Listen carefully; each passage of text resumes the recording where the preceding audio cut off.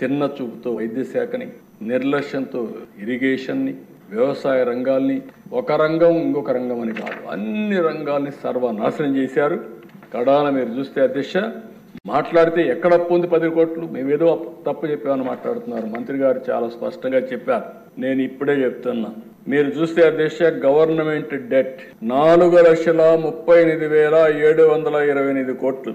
Public account liabilities అంటే ఉద్యోగస్తుల డబ్బులు కూడా మొత్తం వీళ్ళు తీసుకొని వాడేసే పరిస్థితికి వచ్చారు. 80,914 కోట్లు. కార్పొరేషన్స్ డెట్ 2,48,677 కోట్లు. సివిల్ సప్లైస్ లో అప్పు 36,000 కోట్లు. డ్యూ టు పవర్ సెక్టర్ లో వాళ్ళకి ఇవ్వాల్సింది 34,267 కోట్లు. Outstanding dues to vendor schemes కి ఇప్పుడు బకాయిల దిశ మొత్తం కాంట్రాక్టర్ అందరికి 1,13,244 కోట్లు. అదే మరి ఉద్యోగస్తులకు ఇవ్వాల్సింది ఇమీడియట్ గా 21,980 కోట్లు. Non contribution of sinking fund కింద 1,191. ఇవన్నీ కలిపితే 9,74,556 కోట్లు ఇప్పుడు తేలిన అప్పులు. ఇంకా తొవ్వితే ఎంత వస్తుందో నాకు తెలియదు. నేను ముందే చెప్పా, ఓసారి దివాలా తీసామంటే అందరూ వస్తారు, మాది కూడా ఉంది మాది కూడా ఉందని. కానీ అది చెప్పడం లేదు కాబట్టి గుమ్మడంగా ఏం చేయాలో చేసే పరిస్థితికి వచ్చా.